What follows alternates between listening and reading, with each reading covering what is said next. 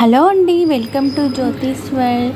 ఈరోజు మనం green masala egg curry చేద్దామండి. ఇది చాలా బాగుంటుంది, చపాతీల్లో కానీ అన్నంలో కానీ చాలా టేస్ట్గా ఉంటుంది. ఈరోజు మనం ఈ కర్రీ చేద్దాము. మరి ఫస్ట్ టైం చూసిన వాళ్ళు సబ్స్క్రైబ్ చేసుకోండి, like and share, comment please. Gardening videos కూడా ఉన్నాయండి, చూడండి. మరి దీనికి కావాల్సిన పదార్థాలు ఏంటేంటివి అనేది ఇప్పుడు మీకు చెప్తాను. మనం ఈ కర్రీ 10 నిమిషాల్లో చేసుకోవచ్చు. ముందుగా మనమైతే మీకు కర్రీకి అవసరమైనన్ని గుడ్లు మాత్రం ఉడకబెట్టుకోండి. నేను ఒక 6 వరకు ఉడికించుకొని పొట్టు తీసి ఇట్లా పెట్టుకున్నాను. ఇందులోకి మనము పచ్చి మసాలా వేసుకుంటాము మొత్తము.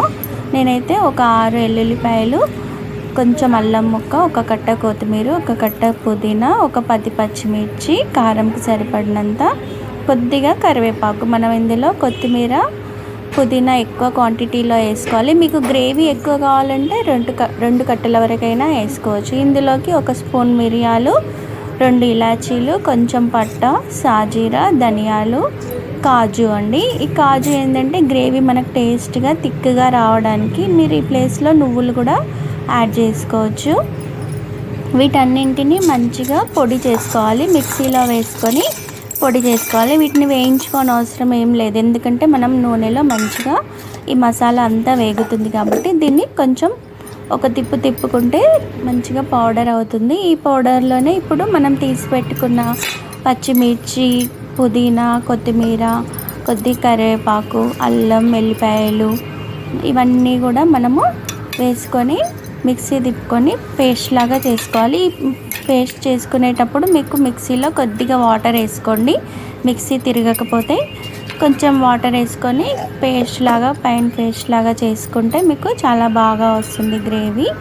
మనం ఉప్పు తర్వాత యాడ్ చేసుకుందాం. ఈ గ్రేవీ ఇలా చేసుకున్న తర్వాత చూడండి, ఇలా ఉంటే సరిపోతుంది. నేను కొంచెం వాటర్ వేసాను ఇందులో, ఎందుకంటే నీళ్లు పోయకపోతే మనకి గ్రేవీ ఇంత బాగా రాదు. ఇలా చేసుకుంటే మనకు గ్రేవీ చాలా బాగా వస్తుంది. ఇలా అయిన తర్వాత నేను ఒక గిన్నె పెట్టుకొని అందులో 2 స్పూన్లు ఆయిల్ పోసుకునే దాంతో 2 స్పూన్ల వరకు పోసుకున్నాను. మీకు కొంచెం ఆయిల్ ఎక్కువగానే ఉంటే గ్రేవీ టేస్ట్గా అవుతుంది. మీ కర్రీని బట్టి మీరు ఆయిల్ వేసుకోండి.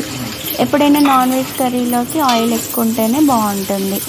ఇప్పుడు ఇందులోకి నేను 2 ఉల్లిగడ్డల వరకు సన్నగా కోసుకొని ఇందులో వేసుకున్నాను. ఇవి కొద్దిగా ఫ్రై అవుతూనే మనం పేస్ట్గా చేసి పెట్టుకున్నాం కదా, ఇప్పుడు పచ్చి మసాలా మొత్తం ఇది మంచిగా నూనెలో వేగాలి. అప్పుడే మనకి వేగుతుంటేనే మనకి టేస్ట్గా ఉంటుంది. ఇదంతా మంచి కలర్లోకి వస్తుంది, చూడండి, చూస్తూనే ఉండండి. అప్పుడే మనకి సిమ్లో పెట్టుకొని మంచిగా చేసుకుంటే మాడిపోకుండా, ఎందుకంటే కాజు వేస్తాం కదా, అడుగంటినట్టు అవుతుంది. మనం అట్లా కాకుండా మంచిగా ఒక 5 నిమిషాల వరకు మంచిగా ఫ్రై చేసుకోండి. నేను చిన్న స్పూన్ తోటి 1 స్పూన్ వరకు పసుపు వేసుకున్నాను. మీ టీ స్పూన్ తోటి అయితే 1/2 స్పూన్ వరకు వేసుకోండి. మనకి పసుపుతోనే కర్రీకి మంచి రంగు వస్తుంది. చూడండి ఎంత బాగా ఫ్రై అయ్యింది. అది మనం వండుతుంటేనే ఇల్లంతా గుమాలించేస్తుంది వాసన, తిన్నంత ఫీలింగ్ అవుతుందండి. తప్పకుండా చేసుకోండి. నేను ఇందులోకి సరిపడినంత 1.5 స్పూను సాల్ట్ వేసుకున్నాను. నా కర్రీకి బట్టి టేస్ట్కి తగ్గట్టు కారము, ఉప్పు వేసుకున్నాను. మీకు రుచికి సరిపడినంత మీరు వేసుకోండి. ఇప్పుడు ఆ గుడ్లని మనం ఇట్లా సన్నగా కాటు పెట్టుకున్నట్టయితే మనము గ్రేవీలో వేసినప్పుడు కొంచెం ఆయిల్ అంతా ఈ గుడ్డు లోపలికి వెళ్ళి మనకు టేస్ట్గా ఉంటుందన్నమాట.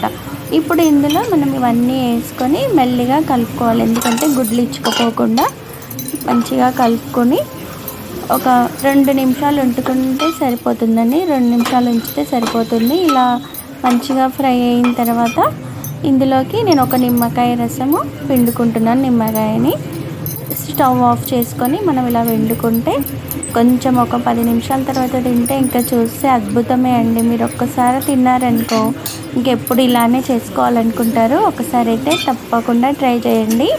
చూడండి, మన కర్రీ అయితే రెడీ అయిపోయింది.